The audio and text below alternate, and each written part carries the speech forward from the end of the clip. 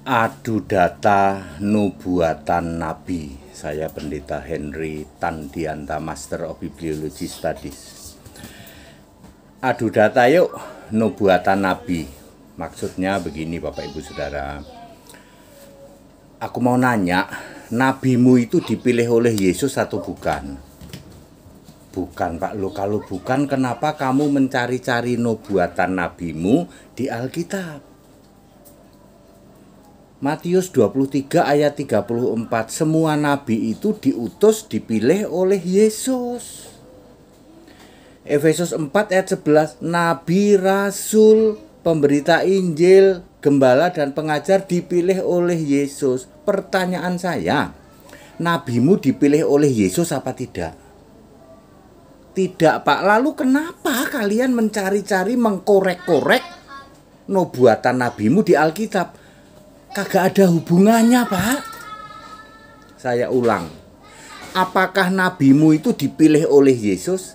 Tidak Pak Pendeta HTD. Kalau gitu kenapa kamu mengkorek-korek nubuatan nabimu di Alkitab?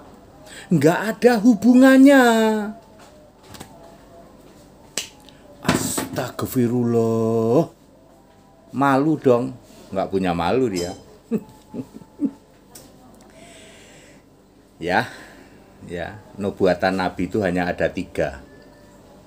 Ya, nubuatan Nabi hanya ada 3.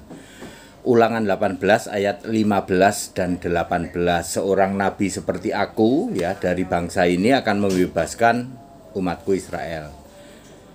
Ya, nubuatan Nabi Ulangan 18 ayat 15 dan 18 sudah digenapi oleh nabi besar Yesus di dalam Lukas 7 ayat 16, ya, nabi di atas segala nabi, Yohanes 6 ayat 14. Sudah digenapi oleh Yesus, sudah. Ulangan 18 ayat 15 dan 18. Ya, nomor 2. Maleaki 4 ayat 5 dan 6. Maleaki 4 ayat 5 dan 6 ya.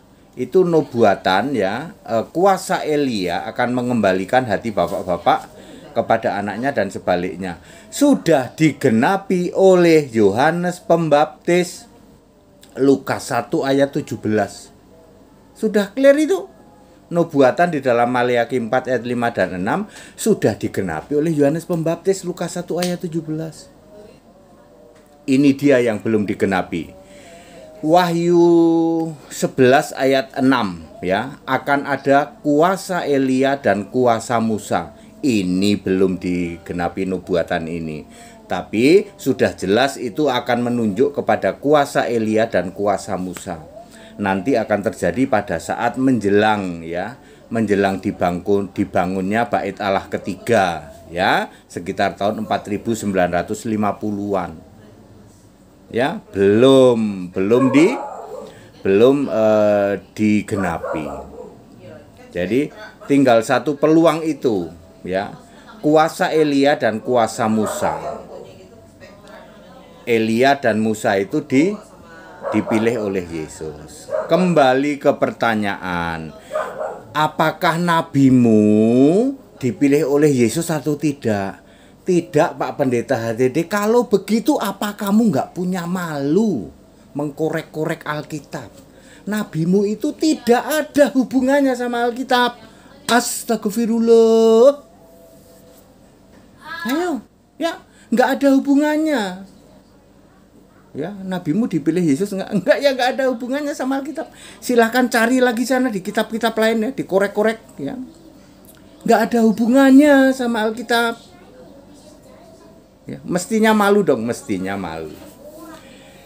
That it, jawaban saya ini menohok langsung ya toh, langsung menampol ya toh. Iya ya, nabi Anda kan nggak dipilih Yesus. Kenapa Anda cari-cari nubuatannya di Alkitab? Ayo, semua nabi harus dipilih Yesus. Ya, mulai dari Abraham,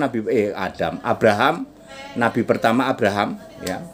Sampai hari ini Yesus masih terus memilih nabi, tapi tidak untuk mendirikan agama baru atau mendirikan ajaran baru atau menyusun kitab baru, tetapi untuk memberitakan penggenapan. Pada singkat dan clear, Kita Indonesia, kita Pancasila. Yuk, budaya malu yuk. Astagfirullah Pak Dede. Iya. Lah wong nabimu nggak dipilih Yesus kok kamu ngorek-korek di Alkitab loh. Budaya malu yuk. Ya. Kita Indonesia, kita Pancasila, toleransi harus, keberagaman wajib disyukuri. Segala hormat kemuliaan untuk Yesus Kristus, satu-satunya Allah yang benar. Haleluya, amin.